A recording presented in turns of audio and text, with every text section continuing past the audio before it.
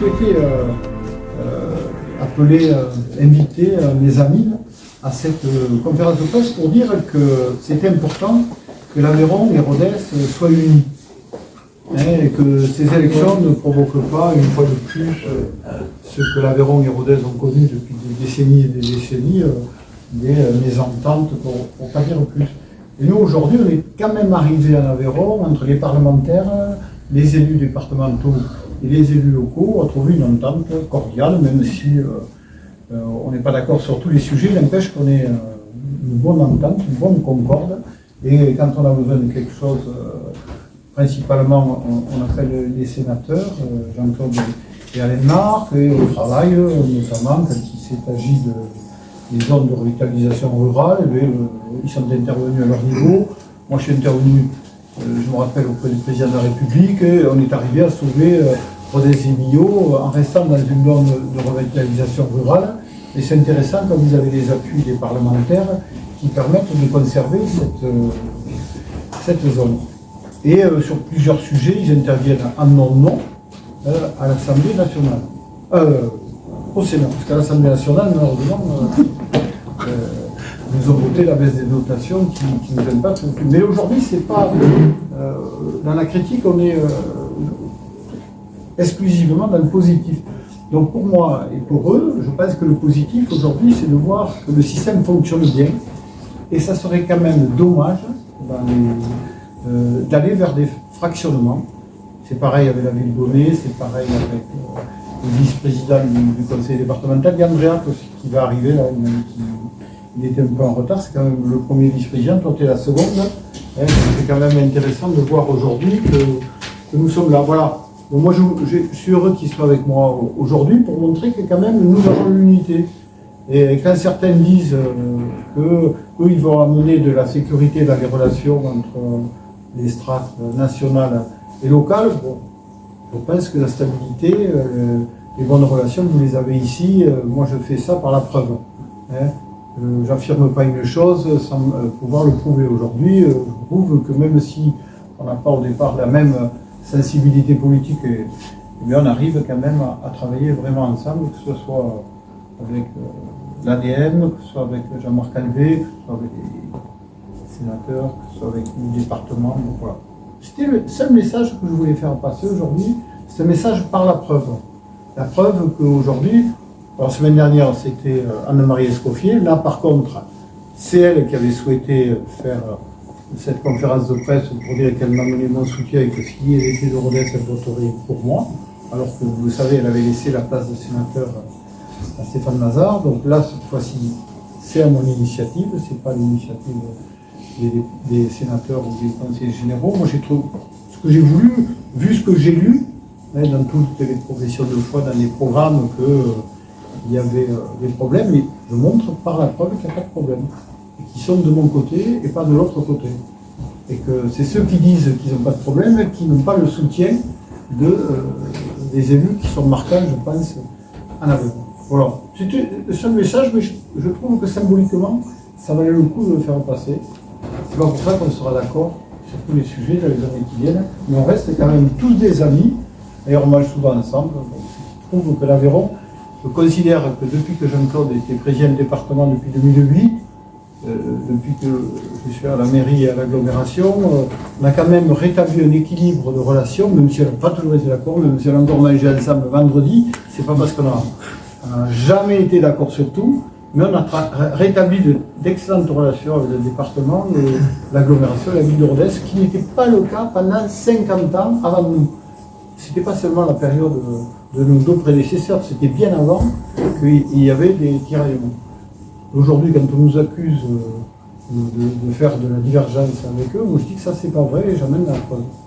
Voilà, c'est tout, je n'ai pas d'autre message que de dire que quand même dire la vérité aux gens, il faut arrêter d'essayer de faire croire autre chose. Quant à, je ne sais pas si c'est le moment de le dire, mais sur la baisse des dotations, je ne suis pas le seul à me plaindre. Carole Delgal a fait une page entière dans mes livres à la Dépêche pour dire qu'elle avait perdu 500 millions d'euros de dotation. Toi, tu es conseiller régional, je ne suis pas le seul à me plaindre de la baisse des dotations. Il n'y a pas que le maire donner le château. C'est une évidence qu'aujourd'hui, même la région a perdu 500 millions d'euros. c'est quand même intéressant de dire, de remettre l'église au milieu du village.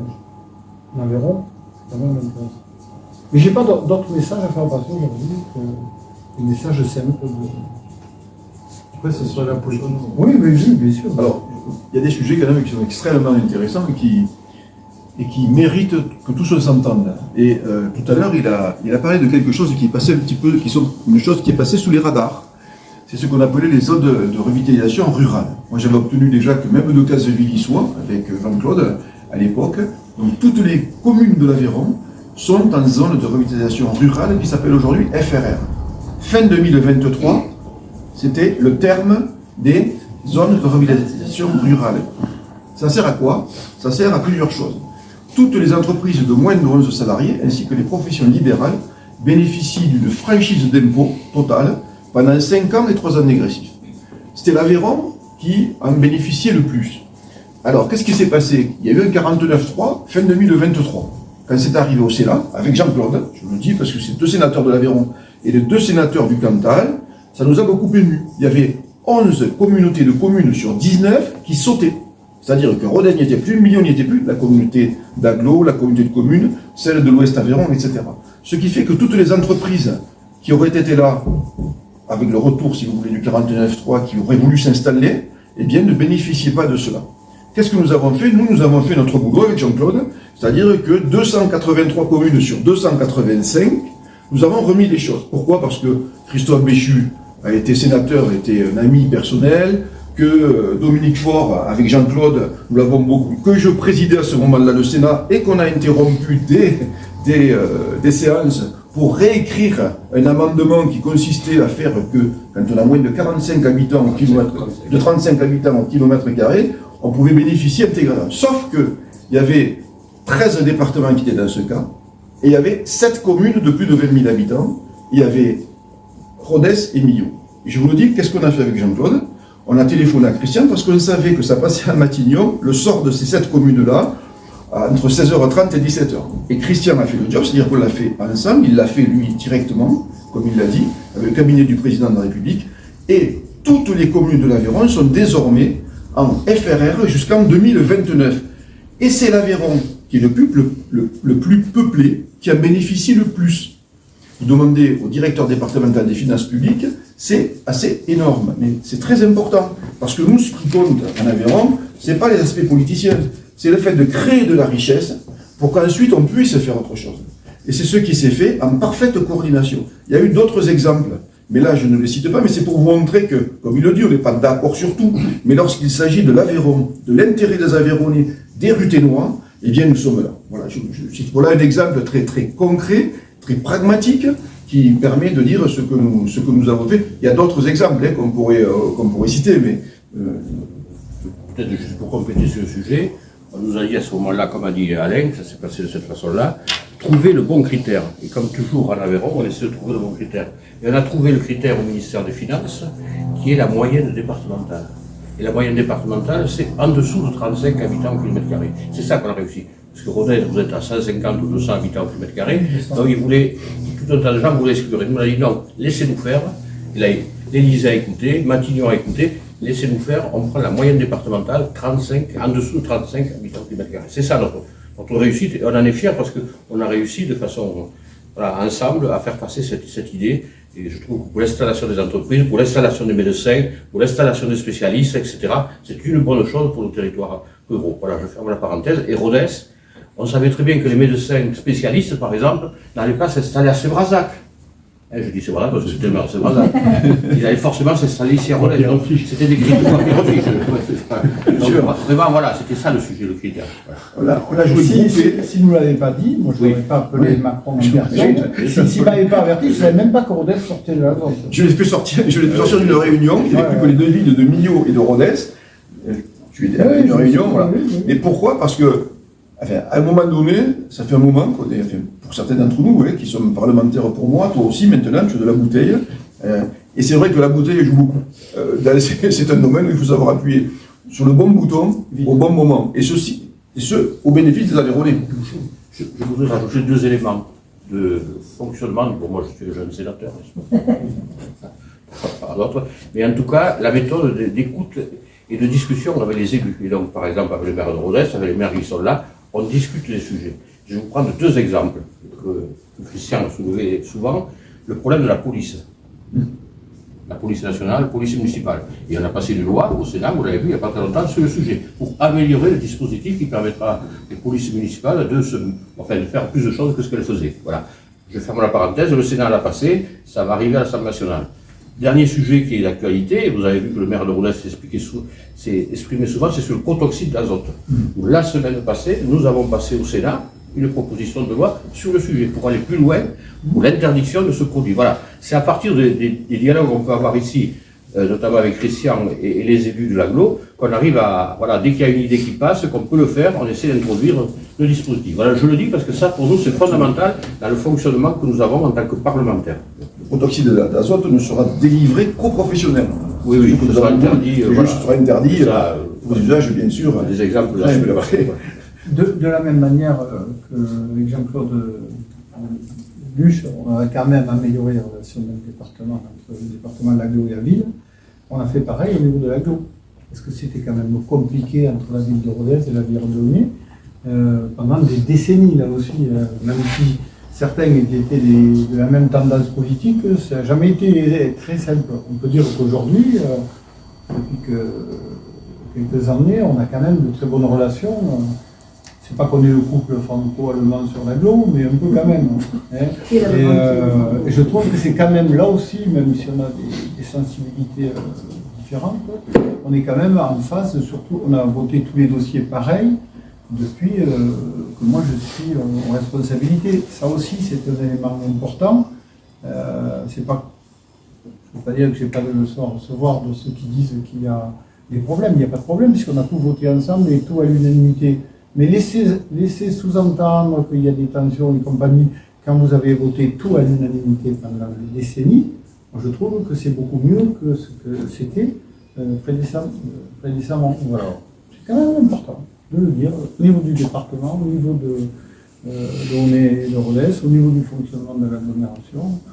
Je pense que dans les années qui viennent, il faut maintenir cette concorde qu'on a au niveau du département et sur des sujets plus importants quand même. Les autres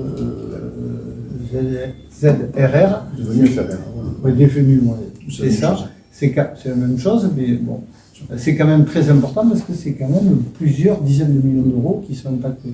Quand on voit aujourd'hui comment l'Aveyron a été impacté sur la réforme de la taxe professionnelle, c'est 40 millions par an, que les autres départements urbains nous prennent, quand on voit la baisse des dotations, etc. Moi, je l'ai chiffré, la baisse des dotations. Personne n'en parle aujourd'hui. Mais en 2022, les dotations de l'État aux communes, c'était 42 milliards d'euros.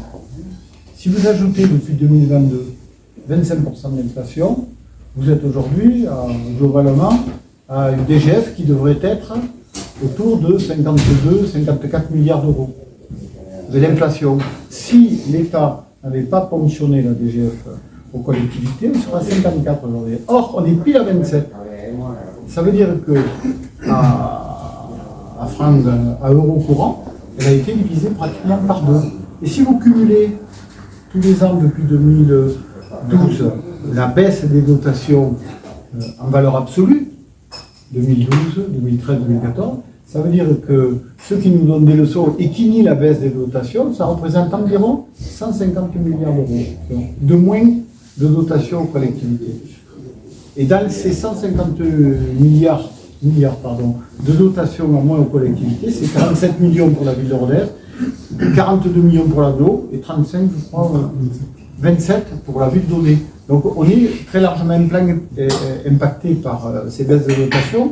Et il ne faut pas dire depuis 2027, depuis 2017, et montrer une courbe qui est complètement mal cadrée, puisque le départ des dotations c'est 2012, où par exemple il était sénateur et il a voté les baisses de dotation 2012, 2013, 2014. Donc nous aujourd'hui, quand on est là, c'est qu'au bout d'un moment, il faut qu'on défende de l'Aveyron. Et ne pas nier l'évidence. Par exemple, quand je dis qu'il y a 30 policiers municipaux de moins à Rodez, il ne faut pas le calculer depuis 2017. Les 30 policiers municipaux, ils sont depuis 2004. quand il y a eu la réforme de la police. Nunez, il n'est pas très sympa, parce que les maires de Brive, de Tulle, de Cahors, de Figeac, de Rodez, d'Aurillac, etc., tous on lui a écrit en lui disant on a tous le même constat, une trentaine de policiers à moins. Parce qu'il y a eu deux réformes. Il y a eu en 2004 la réforme de la police nationale et 2005 la RGPD. Et au total, on se retrouve tous avec 30 policiers à moins. Alors je ne dis pas qu'au niveau national, ça se répercute comme ça, parce que ces policiers ont sûrement dû être affectés dans des métropoles, dans des villes avec explosé. Et on a perdu, et vous avez perdu la gendarmerie. Mais aujourd'hui, on est dans un système où vous avez des candidats qui nient cette baisse de choses. Quand on écrit à Nunez, il ne répond pas. Hein, parce qu'il sait très bien que depuis 2004, on a perdu 30 policiers partout, pas qu'à Rodez. Je ne vais pas employer des mots forts, il faut qu'on soit raisonnable, mais il y a une forme de démagogie, de nier des évidences, hein, qu'il n'y ait pas eu de baisse des effectifs de police. On prend un faux chiffre de 2017. J'y vais dans la police, on pourrait aussi dire que c'est ce qu'on appelle les policiers adjoints, hein, qui le soir, ils ne sont pas présents sur le terrain. C'est simple, en 2004, je le dis parce que vous qui êtes sénateur, vous aurez l'occasion de le dire dans des débats ou dans des questions d'actualité au Sénat, une ville comme Rodez, en 2004, il y avait 5 voitures de police le soir. 5 à Rodez. Aujourd'hui, il y en a une, des fois 2. Vous vous rendez compte depuis, et puis à l'époque, il n'y avait pas l'explosion du narcotrafic. Et je m'aperçois que c'est pareil sur toutes les villes où on a écrit, et même à Cannes, le maire de Cannes qui a le même parti que toi, je l'ai lu dans la presse que pour 100 000 habitants, Cannes, ils étaient passés comme Rodez, de 5 équipages à 1 avec du coup. Alors on n'est pas traité plus mal que les autres. Hein. C'est pas du tout ce que je veux dire, parce que c'est pas la vérité. La vérité, c'est que partout les villes qui avaient un peu plus de sécurité qu'ailleurs, sauf que depuis, il y a des incivilités qui ont monté, il y a le narcotrafic, il y a tout un tas d'autres problèmes, les protoxyde d'azote, les épiceries de nuit, voilà. Donc nous, tous ces sujets-là, c'est mieux quand on a un relais, hein, des députés, sénateurs, qui puissent reporter ce qu'on dit et pas dire le contraire. Je m'arrête là. L'objectif, c'est d'être positif dans notre démarche de montrer que l'Aveyron est unie et qu'elle est unie par les actes, pas par les paroles. Voilà. L'intérêt de la loi sur les polices municipales qui va permettre plus de choses. Il faudra aller plus loin. Il faudra encore aller plus loin. On ne peut pas demander les cartes identifiées encore. Quand même, il faudra trancher sur. Mais bon, il y a un progrès. Il y a un progrès. Il y a eu 2 progrès, 2 avancées significatives. Mais bon, là, je pense que vous avez un chantier là, dans les 10 ans qui viennent, sur relancer les polices municipales, leur fondement. Il faudra quand même qu'on ait plus de prérogatives. Si je peux me permettre, nous, quand on est à Paris, on nous demande souvent d'identifier l'Aveyron. Et on dit, n'est-ce pas, les Jean-Claude qui sont là, on parle du viaduc de Millau, on parle de Conques. Quand on dit Roquefort, on ne sait pas trop si Roquefort, franchement, les gens ne savent pas trop. Et puis on parle de Rodez. Et je peux vous dire une chose, c'est que c'est vrai qu'ici, le musée Soulage est quelque chose qui a vraiment marqué les esprits. Et pour nous, c'est aussi une fierté. Et juste, je vais vous raconter une anecdote si je peux. Je sortais un jour de chez le préfet Justi, donc et je rencontre qui? Mon collègue sénateur d'Angers, qui était avec Béchu, qui est Emmanuel Capu. Je lui dis, qu'est-ce que tu fais là? Le hasard total. Parce que j'avais plus de chance de gagner au loto que de rencontrer lui sur la place. En fait, il avait fait les chemins de Saint-Jacques, et il s'était arrêté à Saint-Côme-d'Ault avec ses 3 petites. Il avait plus de 5 ans jusqu'à 9 ans, avec sa femme. Il était venu. Hein, et son âne qu'il avait laissé chez Escher, chez le maire. Il était venu visiter. Et je le dis pas pour flagorner ou quoi que ce soit. Angers est une belle ville, mais franchement, il a été impressionné par l'aspect urbanistique de Rodez. Il a trouvé ça formidable. De la part d'un collègue dans mon groupe, mais c'était vraiment sincère. Il y en a vu une peau là, juste au-dessus, tu sais. Donc c'est bien d'avoir aussi des échos. Moi j'habite pas Rodez, donc je peux dire des choses sur ce que je vois, etc. Et c'est des fois aussi bien. Quand on est à l'extérieur, on voit ce qui se passe. Voilà. Et les ambassadeurs, bien évidemment, de l'Aveyron, les Jean-Claude. Merci à tous les cas. On aura l'occasion de se voir quels que soient les résultats en fait. Puis tu vas loin là, il y en a pour.